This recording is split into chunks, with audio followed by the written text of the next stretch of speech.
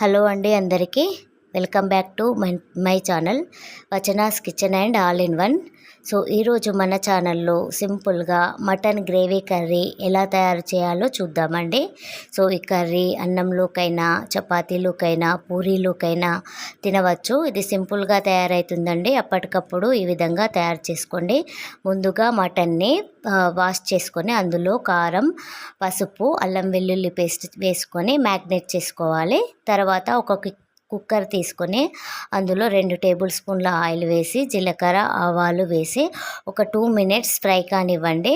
So తర్వాత ఇప్పుడు చిన్న ఉల్లిపాయ చిన్న చిన్న పీసెస్గా కట్ చేసుకొని ఒక 2 పచ్చిమిర్చి పొడవుగా కట్ చేసుకొని ఒక 5 మినిట్స్ కుక్ చేసుకోండి. కుక్ అయిన తర్వాత మనం ముందుగా మ్యాగ్నేట్ చేసుకున్న దాంట్లో అల్లం వెల్లుల్లి పేస్ట్ వేసాం కదండి. సో ఇక్కడైతే నేను కొద్దిగా 1 టేబుల్ స్పూన్ అల్లం వెల్లుల్లి పేస్ట్ వేసి ఒక 2 మినిట్స్ కుక్ చేసుకోవాలండి. ఇలా మంచిగా పచ్చివాసన పోయే అంతసేపు కుక్ చేసుకున్న తర్వాత మనం మటన్ గ్రేవీ కోసం మసాలా ప్రిపేర్ చేసుకోవాలి.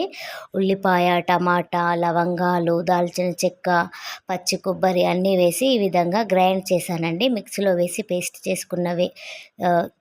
పేస్ట్ను అందులో వేసి ఒక 5 మినిట్స్ కుక్ చేసుకోవాలి.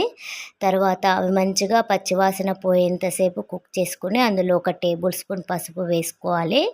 తర్వాత మనం మ్యాగ్నేట్ చేసుకున్న మటన్ అందులో వేసుకొని ఒక 5 నిమిషాలు మంచిగా కుక్ చేసుకోవాలి. మంచిగా కలబెట్టుకోవాలండి. సో ఈ మటన్ అనేది మంచిగా కుక్ అవ్వాలి. పచ్చివాసన పోయేంత వరకు కుక్ అవ్వాలి. సో ఇలా కుక్ అయితేనే మంచిగా మటన్ అనేది సూపర్ టేస్టీగా వస్తుందండి. ఇలా కుక్ చేసుకున్న తర్వాత అందులో ఒక టేబుల్ స్పూన్ ధనియాల పొడి వేసుకోవాలి. ధనియాల పొడి మన మ్యాగ్నేట్ చేసుకున్న దాంట్లో కూడా వేసానండి. సో తర్వాత మన కర్రీకి సరిపడా ఉప్పు వేసుకోవాలి. తర్వాత కారం ఒక టేబుల్ స్పూన్ కారం కూడా వేసుకోవాలి. ఆల్రెడీ నేను మ్యాగ్నేట్ చేసిన దాంట్లో వేసాను కాబట్టి ఇక్కడైతే కొద్దిగా తక్కువ వేస్తున్నానండి. సో ఇలా మంచిగా కుక్ అయిన తర్వాత అందులో ఒక టీ గ్లాస్ వాటర్ వేసుకోవాలి.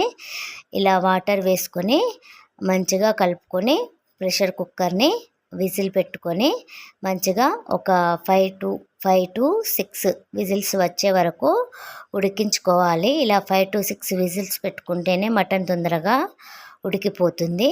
సో ఇలా విజిల్స్ వచ్చిన తర్వాత స్టవ్ ఆఫ్ చేసి మళ్ళీ దాన్ని కుక్కర్ మూత తీసి ఇలా కలబెట్టుకోవాలి.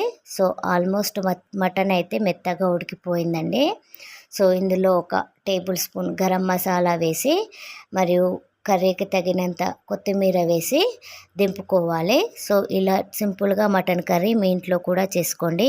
ఈ వీడియో కనుక నచ్చితే మా ఛానల్ని సబ్స్క్రైబ్ చేసుకోండి. Please subscribe my channel. Thank you for watching friends.